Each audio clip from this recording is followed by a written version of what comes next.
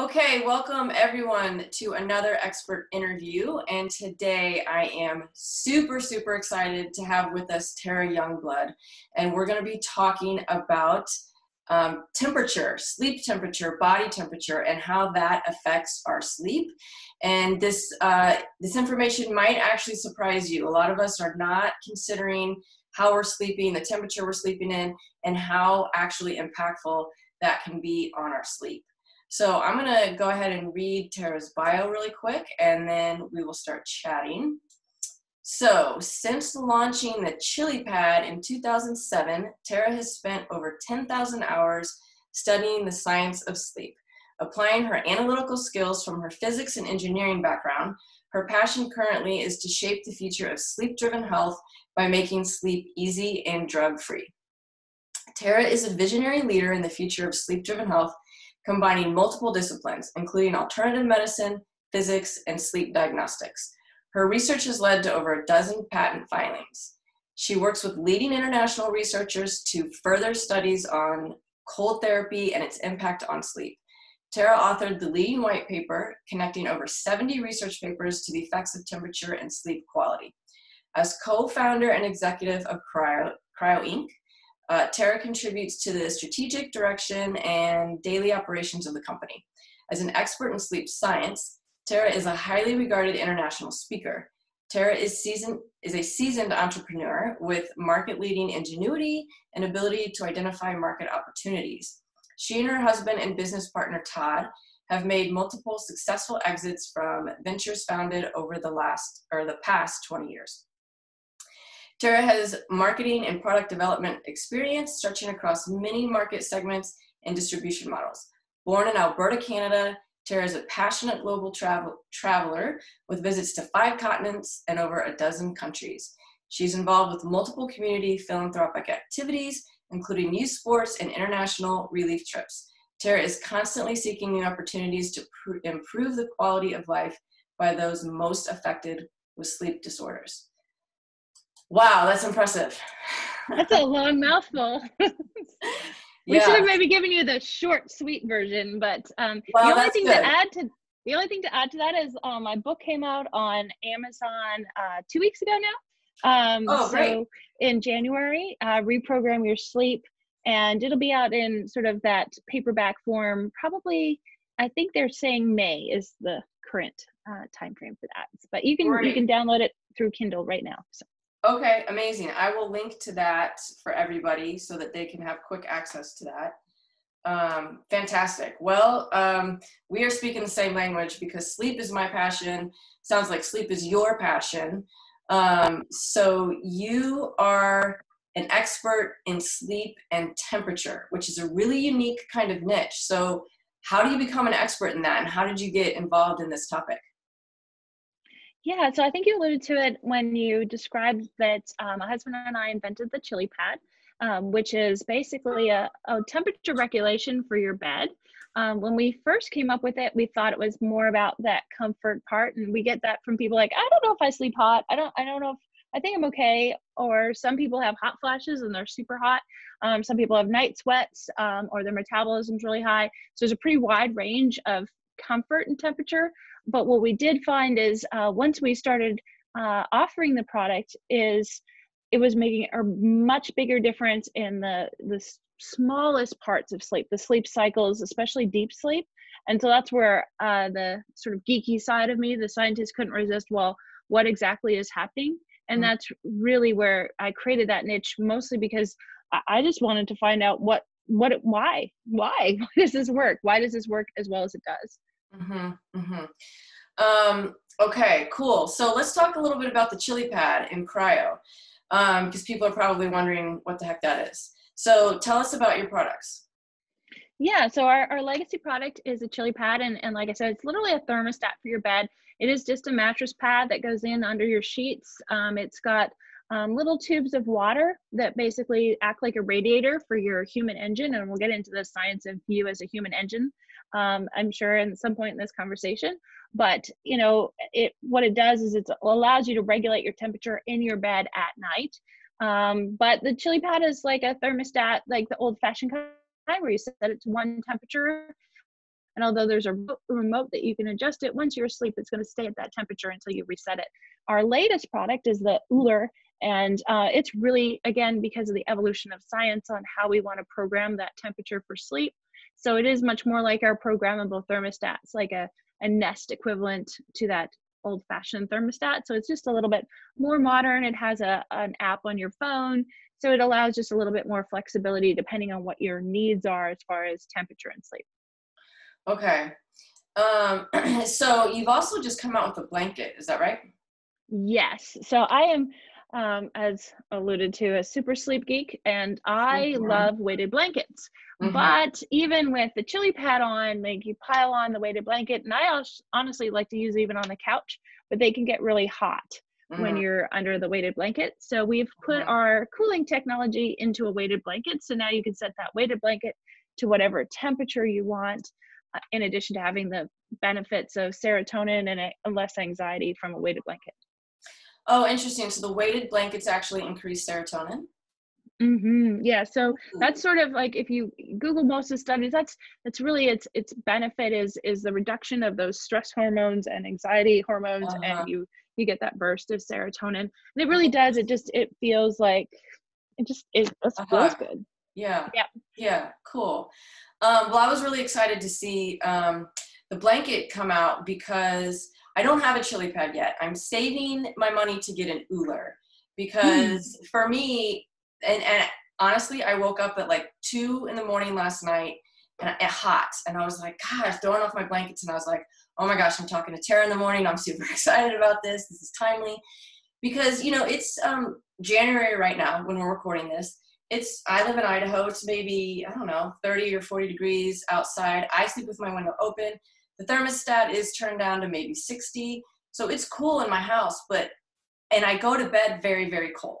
I go to bed and I have, my down blanket on and another blanket on top of that. And I have a hot water bottle because I'm so cold when I go to sleep. And then, 1, 2 in the morning, I wake up and I'm like, oh my gosh, I'm hot. And I'm pretty sure the heat is what's waking me up. Hmm. So the Uller, what I love about that is that you can, and correct me if I'm wrong, you can set the temperature to change over the course of the night, right? Yeah, so honestly, you sleep not that different than me. So the best way I can describe what happens with temperature at night is really to sort of back up a little bit to chronotype, or your circadian rhythm, or that body clock. They're all kind of describing similar things. Chronotype, most people kind of have a sense if they're a morning person or a night person. And chances are, if you don't feel like you're on one end of the spectrum, you're probably somewhere in the middle. So we generally have a sense, but that's driven by our genes. And that body clock, actually, it's the metrodome for everything in our life, the timing and the pace of when we should eat, when our blood pressure is the highest, and of course when our temperature is fluctuating. So we think of our body temperature as that constant 98 degrees, but it's actually not. It actually fluctuates throughout the day. For us women, it can fluctuate throughout our cycles as well. So there's that extra complicating factor. We love being female because there's always a little bit of a complicating factor. But that, there is a pattern to it, but it's definitely being aware of when the timing is for you. I'm a morning person, so that timing of that bedtime window for me is like 9 to 10. Now, if you're a night owl, and my husband definitely skews that way, it can be like 12, 1 o'clock in the morning where he's getting those same urges to go to sleep and those same cues, and his body temperature is at that same spot. So it really can be a spectrum, and you really need to understand that. But there's so many chronotype quizzes out there, like Yeah. figure it out, and it'll Yeah. give you that ballpark. Super easy. But once you do that and you realize that the temperature you fall asleep at is a little bit of just, you got conscious choice of what it feels good to curl up and fall asleep with. But then there'll be personality types where they are like you are. I'm the same way. I need to climb into a warm bed. That's where I generally like the weighted blanket. But if I fall asleep with the weighted blanket on, and then I'm too hot in the middle of the night, and that does match that body clock that I was talking about, because Mhm. our peak body temperature is right around bedtime. And that means for you, your extremities are actually getting cold because all that heat's been pulled in to Mhm. warm up the core to that temperature. But where it goes from there is it goes to the valley of the lowest point of that temperature for the day. So once you fall asleep and you've gotten warm, then your body immediately wants to cool off. Well, that's pretty tricky. Mm. And that's where it kind of gets hard, because you're like, well, I warmed up because I needed that to fall asleep, but then you also need it cool in the middle of the night. And that is the beauty of Uller. And that next sleep zone, if you don't get cool enough, that's what diminishes your deep sleep, and it can make it hard to feel rested in the morning, even if you feel like, well, I just woke up for a little bit and I went back to sleep. Because it's interrupting you. You're potentially waking up right in the middle of your deep sleep. Yeah. Yeah. Okay. So I wonder, as I'm listening to you talk, is because we set our thermostat at a constant, whatever, let's say it's 65 degrees at night and it's stable. Is that an issue? Because if we were sleeping out in nature like we have evolved to do, the temperature would be dropping, at 2 or 3 in the morning, the temperature, or maybe 4 in the morning, the temperature is the coolest. So outside in nature, living with the rhythms of the world, the temperature would naturally be dropping. But what we're doing is artificially having a stable temperature all night long. So our body's like, trying to regulate, but we're not getting those cues from nature to kind of put us back in balance. Is that right? Yeah. And the nature cues are, most affected in that there's actually a sleep switch that your neurons in your brain are looking for, and they're looking for a change of temperature. There's some great studies. Clifford Sapir out of Harvard was the first one to coin that sleep switch term, and Jerry Siegel out of UCLA actually did that sleep hunter-gatherer study that you're talking about, the effects of that. And they found that we actually didn't sleep 8 hours, and we were cued to temperature is really the big takeaways. But I think one of the, when you look at that constant temperature and, we don't have those cues, we're confusing them by also having light on the whole time. Our temperature is constant. All the things our bodies are looking for to help regulate that body clock get thrown off. And that's one part of the problem. The other part of the problem is that our mattresses are wonderful and comfortable, and all those foams that feel really good also absorb heat, and their time frame for absorbing heat is about 4 hours. So if you nicely heat up your bed to fall asleep, those memory foams are going to push that heat right back to you between 3 and 4 hours. And then we've insulated ourselves under our blankets. So even if your room is 60 degrees, that's helping your head stay cool, because that's what's still sticking out of the blankets. But it's not really reaching under this nice little cave that we've created that's, basically generating heat back at our engines that are also trying to get rid of heat right then. So it's kind of creating this perfect storm of not awesome temperature scenario, especially at that middle of the night time. Yeah. So do you have recommendations for better mattress materials in that case, or bedding materials? I think some of the natural materials are good, but realistically, that's part of where the chili pad came from, is the idea that you can adjust temperature in your car. You can have a driver passenger, difference of temperature. You can adjust pressure in your bed. You can, look at those different pressure scenarios with those different materials. But, very likely if you have a sleeping partner, you're probably want to have different temperatures. And, that's one of the easiest ways to mitigate that. But the natural materials aren't going to absorb heat quite like foam does, and memory foam especially. That's why those little bubbles feel so nice and soft, is they are absorbing our body heat and allowing us to sink into them, which again feels fabulous from comfort.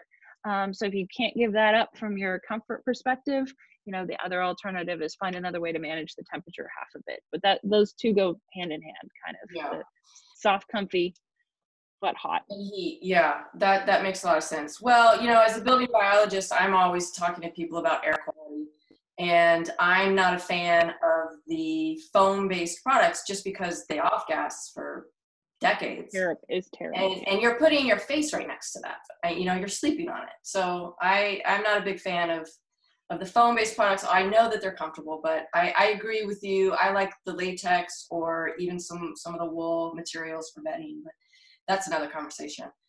It is, and it's really hard. It really is so dependent on what people feel as well, because if you can't fall asleep because you can't get comfortable because it's not the right material, I get it. It's another, it is definitely part of that, being able to fall asleep equation. Mhm. But as human beings, we didn't evolve to be comfortable as much as we evolved to have those cues. And, when it comes to comfort versus making sure that we have the right stuff around us and the right cues, my bias is my body will adapt to the comfort part. If you've ever slept on a bed in China, it's pretty much like they skip the mattress and it's just a box spring. Um, so, Mhm. different cultures survive Yeah. just fine without a super soft, comfy bed. So I think that we can make that work over time. Yeah, good. I'm glad you bring that up because that's another point that I'm always making is that we're not supposed to be at a comfortable 72 degrees, 24 hours a day, 365 days a year. That's actually really bad for our biology, right? It Um, is. so do you get into, I mean, in your research, I'm sure you've come across cold thermogenesis or, other heat and cold exposures and how that affects us. Yeah, so there's a lot of information on, obviously my bias is cold exposure, the Win-Hof method. There's been a lot of studies around that. One of the other ways to sort of set your body clock, and again, if you're someone that feels cold before you go to sleep, it might feel really hard to get into an ice bath. But if you tend to just be hot, the effects of an ice bath will actually do you through a good chunk of the night. So changing your metabolism before you go to sleep. You can warm your feet or slightly warm yourself, and that'll help you fall asleep, but it's not going to help that temperature equation as much down the road. By cooling your extremities in an ice bath or super cold bath or those ice showers, you shock your metabolism, and the effects of what that does into your sleep is much more impactful than slightly warming up. And again, we do that mostly because of comfort. Yeah.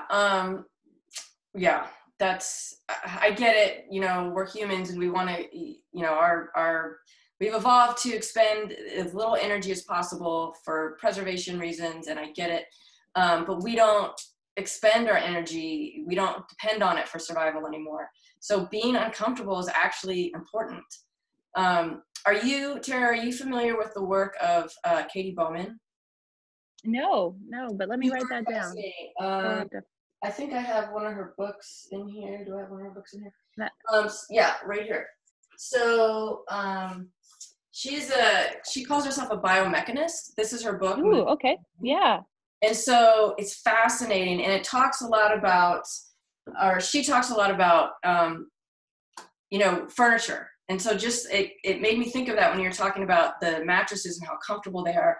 Like, we're not supposed to be sleeping on this big pillow, and it's really not good for our DNA, as she describes in this book. Like, we're supposed to be a little uncomfortable. We're supposed to turn over. We're supposed to have some movement during the night, Mm-hmm. which we are so, I mean, it's such a foreign concept for us, and it can be a little hard to, accept. But yes, this beautiful, cushy, comfortable world we've created is really not doing our bodies a service. So, No, and the research even about just exposure to, climates where like Idaho right now, it's not a super warm day all the time, but exposure in those climates, when you track people that go outside regularly and the effects on their overall health and being uncomfortable at least some part of the day, that yeah. it doesn't mean that you have to be uncomfortable and live in an igloo, but it does mean that when you are deliberate about that uncomfortable and making sure that's part of your day, has amazing effects on your health. Yeah, awesome. So do you get into or recommend other types of cold exposure? Yes, I have spent a lot of time doing cryotherapy for myself and then researching the benefits of that. And a lot of those benefits can go through the entire night. I, have one very bad disc in my back. And so, cold therapy is one of those things most of the time with that sort of back pain stuff that, we think modern society wants to give you a pill for, is most of the time it's circulation. I think that's where acupuncture and a lot of those things, all they're trying to do is increase circulation. And frankly, 3 minutes in a cryo chamber is exhilarating. It sounds crazy, but it's 3 minutes and you come out and your oxygen levels are, way higher than when you went in, and your inflammation and any of those sort of things that you may be struggling with, even if you're just an athlete, that's why athletes love them, is just that pre and post workout. It's phenomenal. So I've done, a fair amount of research into how do those mechanisms work, but it is phenomenal. That's really cool. So for anybody that's listening that doesn't know what cryotherapy is, it's basically like it's like a stand-up tanning bed. I mean, I don't know how. Yeah, it really does. It does really look like that. And you get in, and basically there's liquid nitrogen that's flowing in the air around you, and it cools depending on the chamber, but it's usually sort of that -200 kind of range. Wow, -200 degrees. Yes. Fahrenheit, right? Yeah, yes. It would have to be. And so you stand in there for 3 minutes. Gosh, I haven't done that yet. I've been wanting to for a long time, but I don't know if there's any in Boise. I need to look that up to see, because I'm dying to do it. So you stay in for 3 minutes. What do you feel after? Like, what do you notice?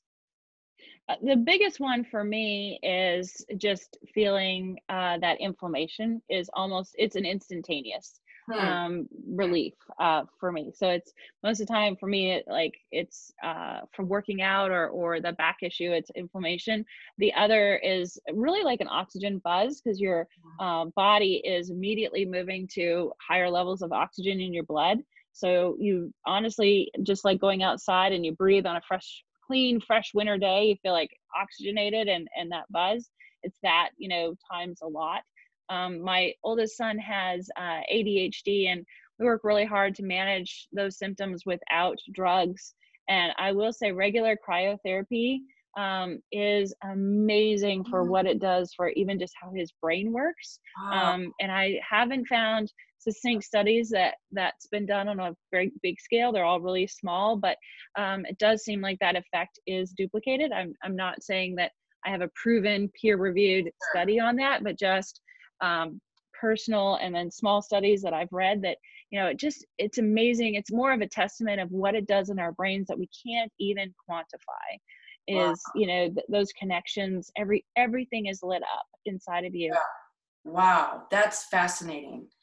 I haven't heard it about the benefits for ADD or ADHD. That's so fascinating. Yeah, there hasn't been a lot of work on that, and that's where I do feel like, that passion of sort of what can cold therapy all do for us that we just don't know about yet. And it does attribute to how to make ourselves uncomfortable. We get cold therapy every winter. Our bodies are kind of, evolved to have that seasonality and those changes. And what does that burst do to us? There needs to be a lot more research on all of the things it can help with. Yeah, well, I know you mentioned Wim Hof, and for people who don't know who he is, he's got the nickname the Iceman, and he's got a breathing technique, and he submerges himself in ice water pretty much with these amazing benefits. But he has been a part of a significant amount of research, and there's been a lot of studies done on his methods and getting in the ice and the benefits from that. Really, really impressive stuff. Yeah, there's a whole movement, even Tony Robbins, a lot of those kind of guys that really aren't necessarily strictly healthfulness, followed that methodology. They do an ice plunge every day. Wow. That's tough. And an ice plunge is much, I will say, because I've done them both, I think the ice plunge is way harder. And then part of that is even why we use water and chili pad versus air. Air is awesome, but standing in the air, it's kind of, the equivalent of putting your hand in an oven. It's not going to burn you, over time. But the putting it in boiling water, same kind of thing. Like, when you do that with ice, it's definitely probably even way more effective than the cryotherapy. But I enjoy that one more. Maybe because it's 3 minutes and then I'm out. You're done, yeah. So living in Boise, I live close to a river, the Boise River, and it's, you know, snow melt, that's where the river's fed, and it is cold. I can get it in the summer. I mean, it has to be in the 90s because I know the benefits of cold therapy, but I'm always cold. You know, I'm a thin person. My extremities are always cold. My hands are super cold right now. So I do my best to get in there whenever I can, but it's got to be really hot outside because it is submerging yourself in the cold water versus cold air, completely different thing. Yeah, it is just a more extreme result. Yeah, I grew up in Alberta, well, just north of Boise, and yeah, same thing. That water doesn't get warm really ever. But it feels amazing when you get out. You're like, I mean, I can't even describe it. That is the same effect from cryotherapy. It really is very, very similar, where you're like, wow, everything feels energized. Cool. Okay, so let's talk a little bit more about the Uller and the chili pad. So I was skeptical of them in the beginning because I'm always talking about EMFs. You know, I'm a building biologist, and the EMF exposure, I have seen dramatic turnarounds in people's sleep when they reduce their EMF exposure. And that's actually how I got into the whole field, because I finally realized that, you know, my cell phone and my Wi-Fi were drastically contributing to my insomnia issues. So I am super excited that you guys have developed the technology where you're using an electrical device, but it doesn't have the same impact, the same electric fields, or any of the same EMFs as like an electric blanket would, right? No, that, and honestly, when we get questions of, you know, because there are other sort of things out there where they've put sleep tracking in the bed, the reason why we've kept that out is to keep those options. So people have the ability to sleep without it. You know, if their sensitivity allows that they can have a sleep tracker, then great, they can do that. But we're really committed to keeping the sleep space sacred. The physicist in me, you know, I have that conversation all the time because people don't see EMFs. It doesn't show like other stuff, and it feels like you're chasing ghosts for some people. But it, you know, especially as we get into the 5G thing, scares the heck out of me for sleep, in all honesty, because it's going to be, people in cities especially have a really hard time escaping that. We have conversations because we've had people where they're like, oh, there's EMFs in the bed. And I'm like, well, and then once we were able to track it, it was actually the router for the apartment next to them was on the wall backing against theirs. And I'm like, really, we shouldn't be having it. I don't see where it is. But when we were able to really like spend some time, because I'm like, I want to find out what's going on. It turns out it's just close proximity. And it's hard to keep your sleep space sacred, but the reduction of stress and EMFs is huge to your sleep. And, you know, it's a whole separate topic, but it's really important. But so what I like about your technology is that, I mean, I have a lot of clients that are still using electric blankets. And, you know, of course, I'm like, you are sleeping with wires on you. I mean, common sense would say that's not a good idea. But for some reason, we don't think about it because it's like in a blanket. You know, I don't know. But with the chili pad, so it is plugged in. You have to plug it in. So it has a base station. But the tubes that run through the material it's just water. Yes. Right? Yeah. There's just water that flows into the bed, and the tube is 8 feet, and your measurable EMF range on it is less than 2 feet. So, you know, that allows you to place that with a fair amount of flexibility of where it goes. But that's one of the reasons why, so it can stay well away from that sleep zone to keep it sacred. Yeah, good.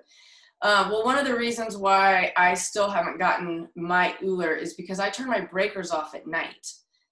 So I'm trying to figure out, well, how am I going to plug it in? So that's, I'm still trying to work that one out, but an extension cord maybe into another outlet or something. I don't know. Yeah, we've had conversations and talk through on all levels of how to do that. You know, a lot of the recommendations are to eliminate as much dirty electricity.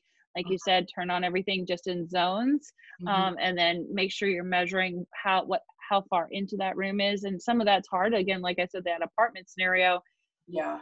that person didn't have real control over their full space. We do. We think we're in this space, we've got control over it, but those fields don't care if there's a wall there necessarily. Yeah. So, it is tricky, but if you have a good sense on where the dirty electricity is coming from to eliminate what has to get, Turn off. shut down. Yeah. Yeah. Cool. Okay. And so then the Uller, if you would like to connect it to your phone, you can't, well, you do. That's how you control it, right? And set the temperature. Yeah, so it is a Bluetooth, but it's a connection. Your program, once you program it, lives on your Uller, but it isn't a live connection unless you're initiating it. So Okay. isn't constantly sending a signal. You actually have to press the button while you have the app there to activate it. You set up the schedule. The schedule is held there, but you don't have to have your phone once you've set your temperature. And you can manually put the button up and down if you really don't want to even mess with that far, because we do have people turn it on and up and down is right there. But if you want to be able to use the scheduling feature, that's where you set up the schedule on your phone, and then when you're done, the Bluetooth will go back off. It's not a constant pairing scenario. Good. Good. Well, I would think that the scheduling feature would be really important, because if you were woken up because you just got hot and then you turn it down, it's kind of too late at that point, right? Yeah, and there's a time adjustment. So what I did do with ChiliPad long before we had the Uller is I would warm it up to fall asleep. So I'd set it on a nice warm temperature, but then just as I was about to go to sleep, I would, hit it down to low. That's sort of the hack from just that perspective. But when I talk about scheduling for Uller, I usually talk about it in 3 buckets of sleep that you need to sort of look at that temperature. Because the first thing that people say is, well, what's the temperature? What's the one temperature? And there isn't one temperature. It's more about degrees of variation from where you start. So your bedtime bucket is what we just talked about. For my husband, he can start on cold and be on cold the whole night, just about. There's some people that like to climb into that room temperature bed that feels cool but not cold. And then there's those of us that, varying degrees of how warm we need to be before we'll fall asleep. Right. So that bedtime temperature needs that first block of temperature. There is a personal desire that also goes into that.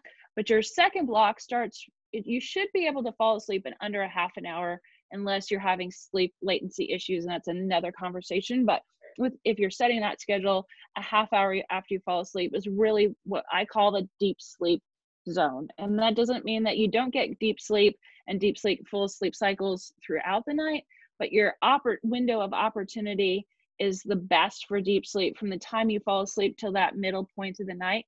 And that zone, because your core body temperature is falling, it really wants to be cooler. And that degree of cooler a little bit depends on where you start from and how warm you are. So if you're waking up hot, that probably does need to be room temperature below. If you're generally not waking up and but you have your bed super warm, you probably still want to drop it lower, because you'll be able to achieve better deep sleep no matter where that is from where you started.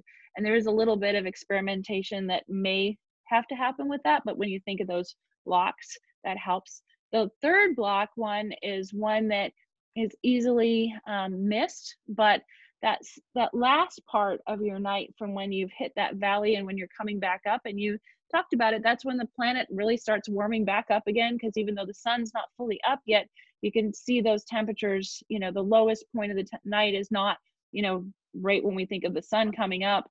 It's that sunrise is actually later from when the earth is getting warmed up already. And that zone of time is a little more REM focused. You'll get less deep cycles usually in that second half of the night. And for some people, if they stay too cold the entire night, they'll actually have their deep sleep rob their REM. And so over time, we've gotten lots of people like, wow, I'm getting great deep sleep, but now I'm hardly getting any REM. And you see that that cold is wonderfully forcing and encouraging that deep sleep, but it can sort of rob that REM sleep. And we really want to be balanced if we can on those. Ideally it's still 2 hours of each. It's kind of the place to aim for, at least that's what the latest research says. So a lot of people warm up a little bit. Some people, if they've set the chili pad too cool, they'll wake up during that time. It's the opposite of that Mm. middle of the night too hot. They're like, oh no, I'm a little cold now. Yeah. And that's sort of that last bucket to consider. Again, someone like Todd, that's super, he is a really puts off amazing amount of heat. That doesn't affect him as much.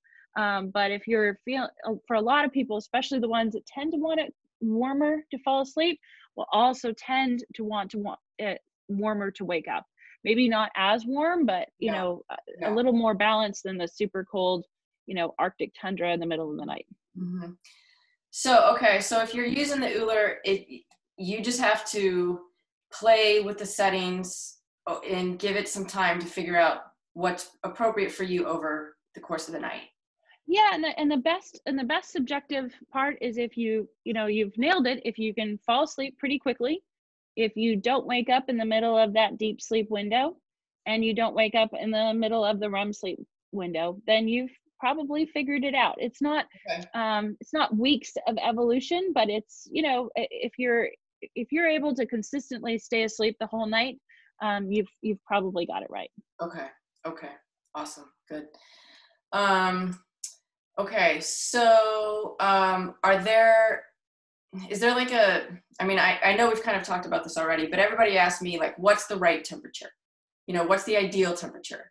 And I know this differs for everybody. But do you have a sense of, in your research, kind of a zone? Yeah, so this is where I've spent a lot of research. This is where a lot of the patents live, honestly, about the human thermal load at night, of trying to ballpark and manage that, and to try to manage that heat dissipation. What you're really looking for is a thermal neutral environment to slightly cool, again, in that deep sleep zone. That's when you're gonna be most sensitive to being too hot. And when I say thermal neutral, for most beds, and again, there is a huge variation on that spectrum, from those memory foams to a natural material, especially the wools, and some of those that we think wool is super warm, but because of the way it breathes, it doesn't absorb and reflect heat. So without knowing what that person's mattress is, in general, we want to be in that. If we had a thermostat probe on your mattress, right where your body sleeps, you want that to not go above 85 degrees. You want that environment to have thermal room for your body to basically give off heat during that time. That's what we're really aiming for. So no matter what, we don't want to set, if we are setting an Euler chili pad, we don't want that temperature above 85 if we can, in that core part of the night. Because thermal neutral is really how we've evolved that thermal neutral to cool. Okay. So it's going to be super different for everybody. It is. Unfortunately, when you think about wattage, most people have seen it, well, in light bulbs, but they'll also see it at the gym on some of those machines of how many watts you're putting out. Our human bodies at night put off a pretty wide range. Someone with a petite frame, a woman, that can be 60 watts. And then we also have a bunch of professional athletes, those big football lineman guys that are 350, and they're high metabolism, they're going to be putting out more like 140 watts during that same time. So it is really hard to give a one temperature, because you look at, you wouldn't put in the same radiator for a Kia, a small Kia car, as you would for a Ferrari. Those are very different engine outcomes. And as we look at that temperature load, you are an engine, you put off heat, you need to kind of, look at where you are. That's where women can have one profile even at the start of their cycle, but then the end of the cycle, they tend to be hotter, and especially just pre-period time, it can really start ramping up. So even throughout a month, but certainly throughout that lifetime of pregnancy for women, often throws those temperature regulation hormones out of whack. If you're running a fever, menopause, cancer treatment drugs also mess with temperature. Fibromyalgia, MS, any neurological disorders, a lot of those all trigger this darn thermostat in ours to go a little bit wonky. And you combine that with, EMFs or constant temperatures and all the other things we've done to sort of sabotage those on top of just what may hit us throughout our lives. I wish there was one number I could say, it's just this and just do this. Yeah. But it is very, very, very subjective, unfortunately. Yeah. Well, I'm glad you brought up some of those other situations like menopause, or you're going through cancer treatment, or people who have, infections like Lyme or viral infections. I mean, I have Lyme and I manage it now, but in the past I would get drenching night sweats, because of all the activity and the detoxification. Tim Ferriss, one of our I think we were again on his podcast with someone else in December, not affiliated with us other than the fact that, he had Lyme disease, and this was one of those key parts of, improving his life for him. It's crazy what all of those diseases are. Thermostats are in the oldest part of our brain, the hypothalamus, and the management of that gets pretty wonky if anything is going on. I mean, that's why we run a fever pretty easily. Right. Yeah. Okay. So I know that you need to run here in a minute. So I just have a couple more questions before we wrap up. So I'm curious about the water that you send through it. I've had some people ask me, well, what if there's a puncture or something, do we have to worry about that? We have a dog and 3 cats and, have never had a puncture issue. That being said, most of the time when we've had an issue, it's someone that's taken a knife, and when they've opened it, they've somehow slashed it. They're medical grade silicone tubes. You have to work at it to get something, and but they're not everything proof. But they're pretty darn durable in that scope.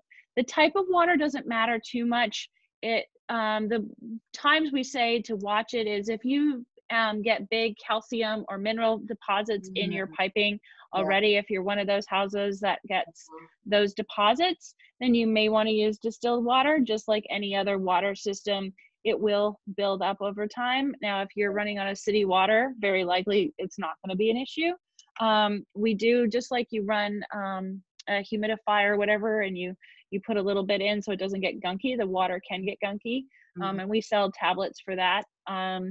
But it's basically, it's a little more complex than just hydrogen peroxide, but it's that same sort of philosophy on how to keep it clean. It's just killing the bacteria. Uller does that automatically. That's one of the evolutions of Uller, is it uses a UV light that pops on once every 24 hours, and it kills the bacteria that build up in the water. It's a completely closed system. It does run out of water depending on your humidity, though. There is a slight evaporation effect there, so you will have to refill it. Okay, cool. So you can essentially drain it to clean it or whatever. It's not just stagnant water, like. No, it does. Well, it keeps moving. You can wash the pad as well. So you disconnect it and put it in a wash machine. The watch out is obviously you have to have either a front load or a big enough one to do the king pad if you do a king pad, but that's the only one where we've had people say, well, it's not that easy. If you would wash a king size comforter in your wash machine equivalent, you could do that. Otherwise, the smaller ones definitely they are technically washable. It's just about what size of machine you have. Okay. And then that brings up another quick question. So if you've got like a king bed and I sleep really, cold, but my husband sleeps really hot, can you manipulate them, or do you have to get 2 separate ones?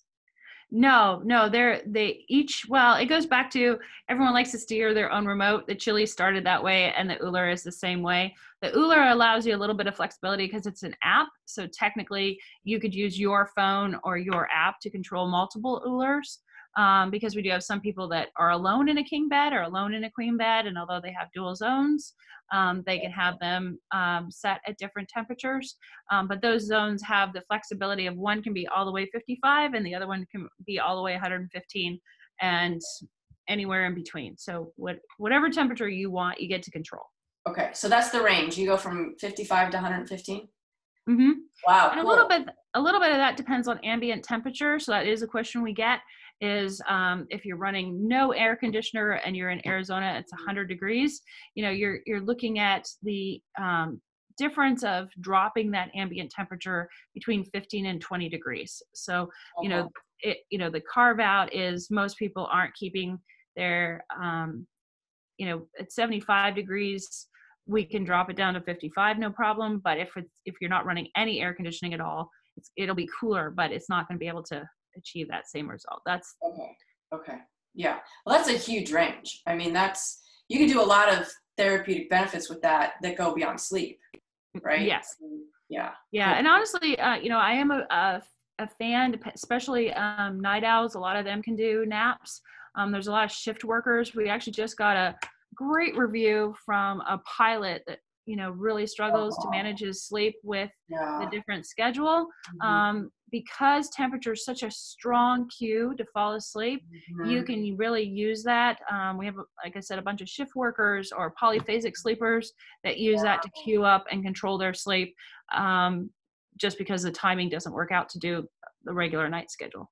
Oh, that's great. I hadn't thought about that, but yeah, I'm shift working, and that's a whole really horrible, reality that people have to do. And yeah, the health benefits of that dramatically impactful, but that I hadn't thought about the temperature part of that. So that can really help them with their circadian rhythm. That probably has a tremendous amount of health benefits. Yeah, we have basketball teams, I guess, are one of the worst because of just their turnaround time. So we have a bunch of full teams that use it. So when they move from coast to coast, that's again, because it's just temperature is just, it really does. It talks to that unconscious old part of our brains. And if you cue it right, it's desperately wanting to do what you want it to do. And again, that when we've sabotaged our lives of being all that same temperature, body wants those cues. It's desperate for them. And if the moment you give it that cue, it's like, oh, that's what I'm supposed to be doing. Awesome. I got this. And, release melatonin. I'll do all the things that you're wanting me to do. It's just temperature. Yeah. Yeah. Awesome. Okay, cool. Well, so you guys have been really generous and given our, the participants of our course a discount code, which I have in the notes for everybody. So I know that you got to run. So to wrap up, is there anything left that you'd like us to know, or where can we find out more about your work? Yeah. So, a lot of this is in my Reprogram Your Sleep book. I kind of go through that. I think that when I was writing the book, a person I met, actually, I guess it was a year and a half ago now. Her name is Susan, and she hadn't slept through the night in 10 years, not since the birth of her second child. And she had talked to her doctor and gynecologist and done all the hormone testing. They couldn't find a good reason for why her sleep was broken. And I talked to lots of people like this that have broken sleep and have lost hope. And so I think that the best message is that even if it doesn't seem like it, sleep really is a fixable thing. And when it's fixed, you treat it better. When she wasn't sleeping through the night, she went to bed late and woke up tired. And actually, once she just was able to fix the temperature thing and didn't wake up in the middle of the night, she went to bed, started going to bed earlier, and she started to fix all the other hygiene parts of sleep that we didn't get to today necessarily. But when we have the confidence that we can get sleep, we don't put it off. Insomniacs chronically treat sleep worse and worse and worse because when we're not good at something, we don't give it the time and the respect that it needs. But sleep, if you give it the time and respect and you even just fix one little part of it, you'll keep fixing the rest. So to stick with it, you'll find a solution, find something that works. It's worth whatever you need to do to find that one thing and then hold on to that and build your sleep recipe from there. Awesome. I'm really glad you said that because it is about hope. I mean, it seems kind of hokey, but if you're not sleeping well, your whole life is, you can't do anything well. And that is not a way to live. It can be really, really traumatic for people. So I'm glad that you mentioned that. Yeah, the CDC has actually attributed that if you don't get enough sleep, if you're sleep deprived less than 6 hours for over 2 weeks, and a couple other different performance mechanisms, you are the same as legally drunk. And I feel like whenever you put that to someone of, if you're that sleep deprived, you are just, would you get in your car? But we don't treat sleep in that same respect that we would just having alcoholic beverages. We're not going to drive drunk because, Right. we don't do that, but we will treat our sleep that poorly that will put ourselves in that performance state. And that needs to change in our world. For sure. It just like the day after daylight savings, there's more accidents, right? More deaths from car accidents and more heart attacks. I mean, it's like because everyone just lost an hour of sleep. Anyway, preaching to the choir here. Okay. Yeah, really, we could stand on our soapboxes all day. I know it. Okay, great. So I will link to your book and to your website to give people more information about your amazing products. You've really fired me up to, take the plunge and get the Uller as soon as I can because I'm so excited to try it. So thank you so much, Tara. This has been really, really enlightening, and I really appreciate your time today. Yeah, thank you for having me. And if you have any other questions, just let me know. Okay, super. Thank you. All right, bye.